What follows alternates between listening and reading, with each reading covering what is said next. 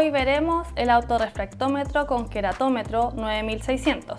La gran característica de este autorrefractómetro es su amplio rango de medición. Va en las esferas desde los menos 25 dioptrías esféricas hasta los más 22 dioptrías esféricas. En cuanto al astigmatismo, va desde los más menos 10 dioptrías cilíndricas. Y en cuanto a la queratometría, mide los 8 milímetros centrales de la córnea.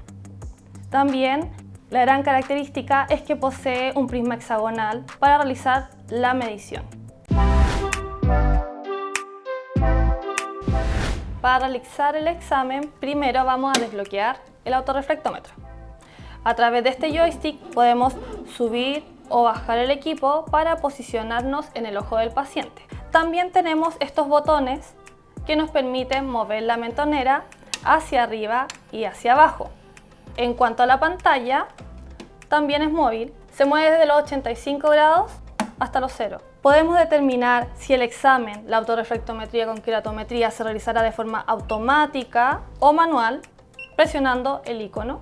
Vamos también a determinar si realizaremos el examen con cilindros positivos, negativos o ambos. En este botón superior determinaremos la distancia al vértice. Puede ser de 15, 13.75, 0 o 12. Y también podemos aislar el tipo de examen que deseamos realizar. Autorrefractometría con queratometría juntos, autorrefractometría sola o queratometría de forma aislada.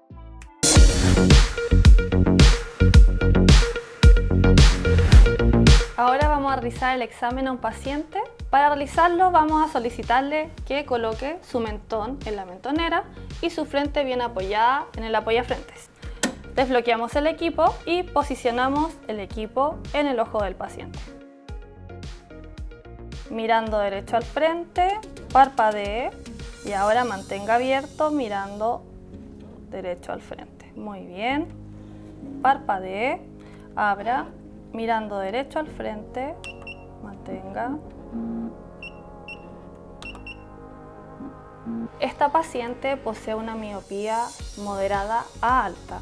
En un ojo tiene un menos 5 dioptría esférica con un menos 2 cilindros y el ojo izquierdo tiene un menos 19 en promedio, por lo cual este equipo logró realizar el examen de forma óptima sin tener mayor dificultad. Para imprimir estos resultados presionaré el botón de imprimir acá y automáticamente obtendré el resultado obtenido.